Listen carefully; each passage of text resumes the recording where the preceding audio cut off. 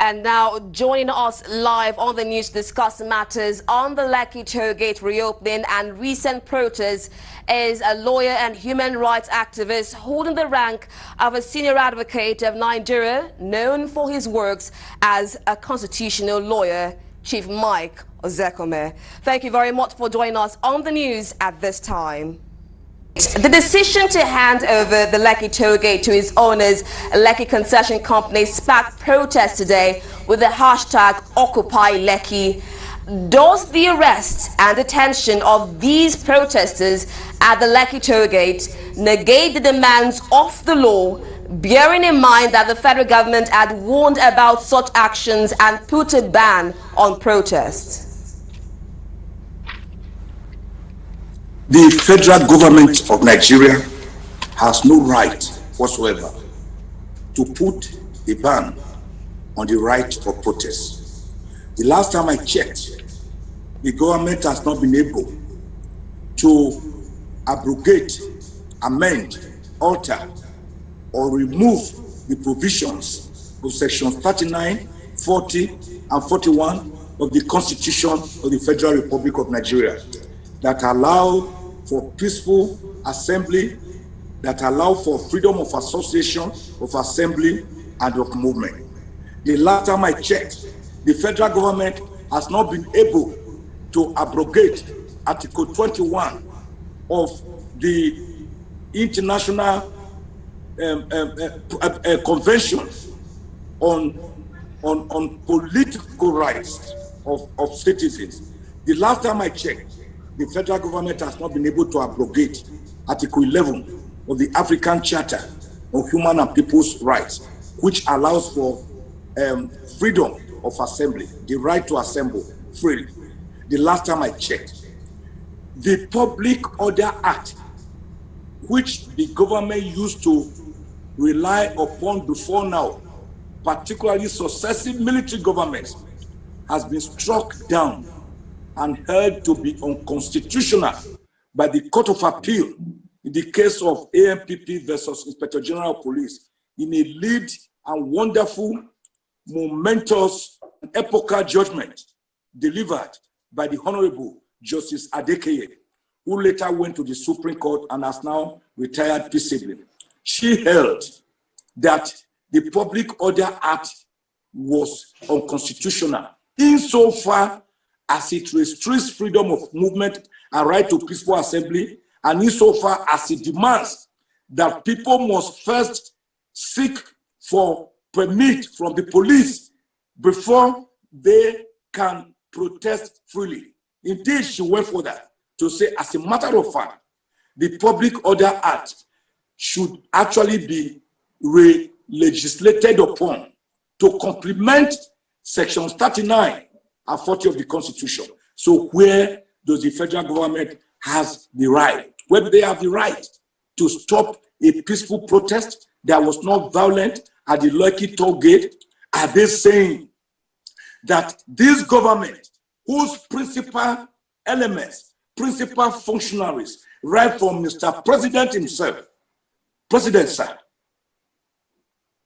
Muhammadu Buhari sir, remember, you were protesting on the streets in 2012, 2013, 2014 against removal of oil subsidy by the Jonathan government. You were protesting on many issues, and you held hands with other leading lights of the APC today. Nobody disturbed you, sir. They allowed you to protest freely. When have this right been abrogated? But the good news, Nigerians, is that as I speak to you, my chambers was contacted immediately by the great Nigerian patriot, Renu Omokri, who told me to handle this case pro bono. And I sent immediately a team of lawyers to the Panti Street CID police quarters. And as I speak to you, Macaroni, one of the best comedians we ever had, whose life is now larger than mere commodity, has been released to the mother and has left the Panti police station and is on his way home. And the good news again, Macaroni the patriot had refused to be released alone, except and until all other peaceful protesters who committed no wrong are also released. And as I speak to you, they are being released in batches. At least more than half of them have gone. That is democracy at work. That is victory for the rule of law. That is victory for law itself. That is victory for tenacity of purpose. That when the people say no, no, no, no government can say yes, yes, yes. That when the people resist impunity, tyranny, dictatorship, fascism, in the words of Leonard Hand, that the only price we pay for our liberty is eternal vigilance, then the government will buckle. Did you not see America? How strong institutions defeated a strong man, Trump? He was so strong, larger than life. But the strong institutions of America, the media, the legislature, the executive, the judiciary, they put paid to the ambition of a rampaging narcissist and megalomaniac, and go on television now. The votes are still going on.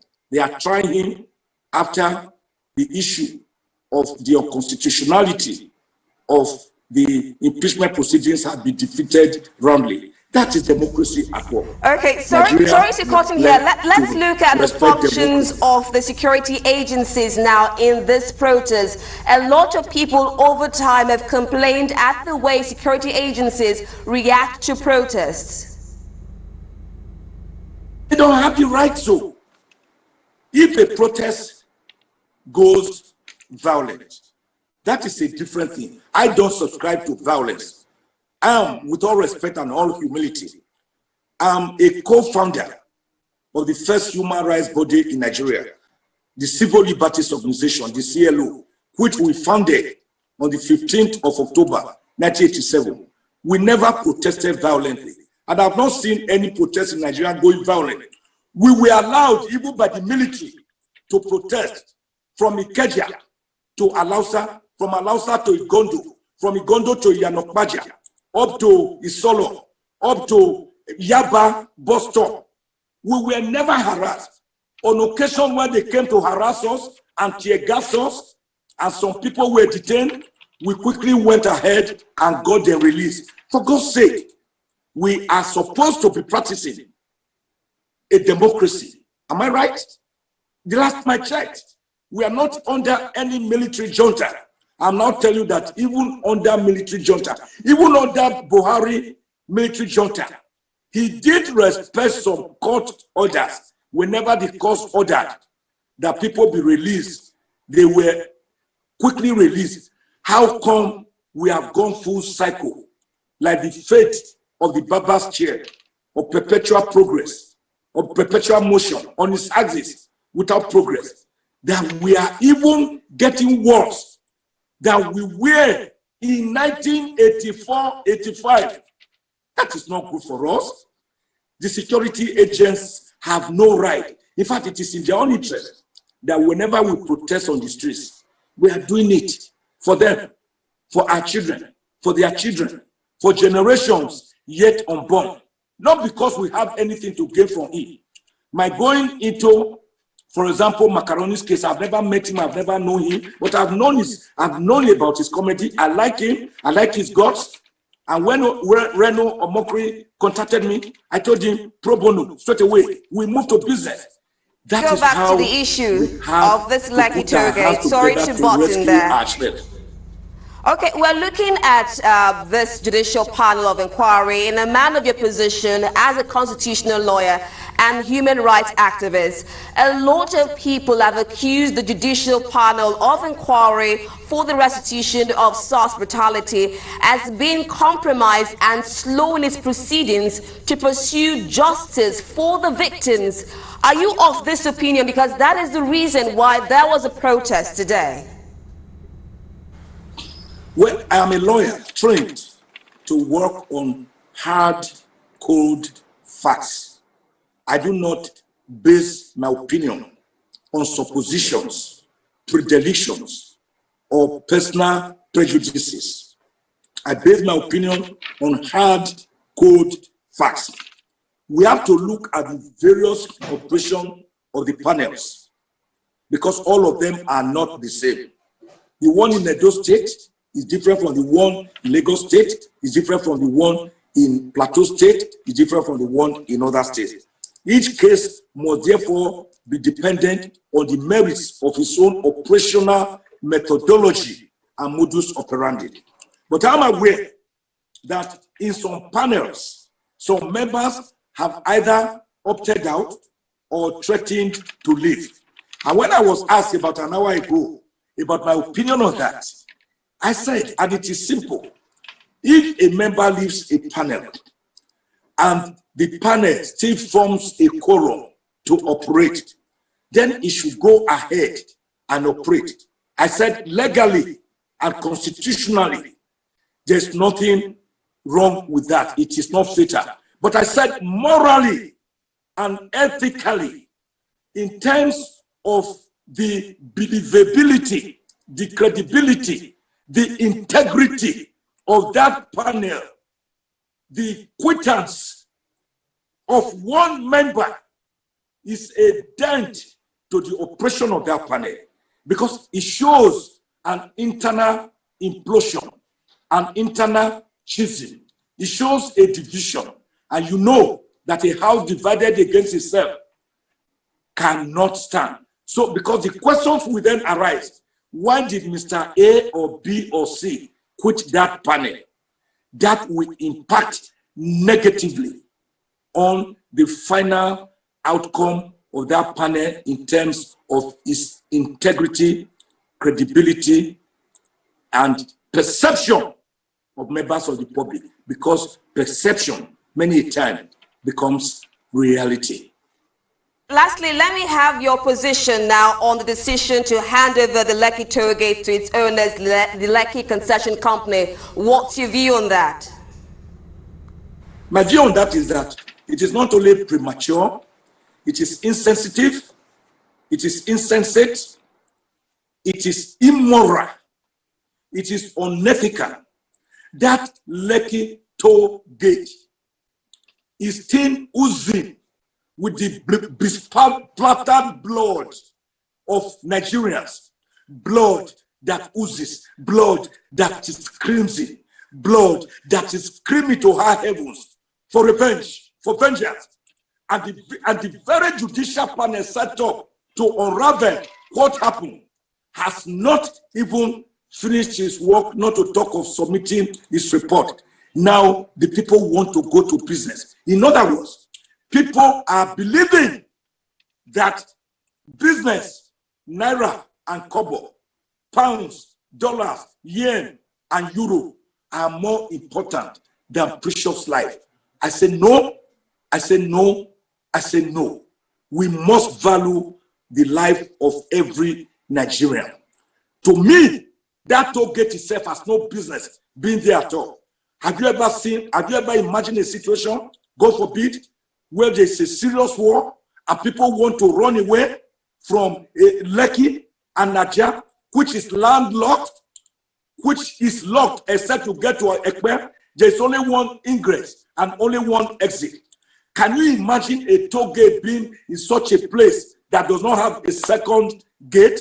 It is dangerous. What is it doing? What are the people, the concessionaires of the toll gate, what have they used the toll gate itself to do for the people? How many roads have they constructed? How many roads have they repaired? How many what beautification in terms of flora have they introduced other than to just sit down there and collect money from poor people? They collect money from you when you are exiting Ajah and Lekki, and again collect money from you when you are entering. That is double jeopardy. Even law itself abhors double jeopardy. I would say that that action itself is one that risks of impunity to attempt to come back and open that toll gate. It is a private business, and private business should not undermine national unity, should not undermine the sensibilities and the security of the people of Nigeria who under Section 14 of the Constitution are entitled to welfare and security as the minimum that a government, any government, what is sought, must provide for the people of Nigeria.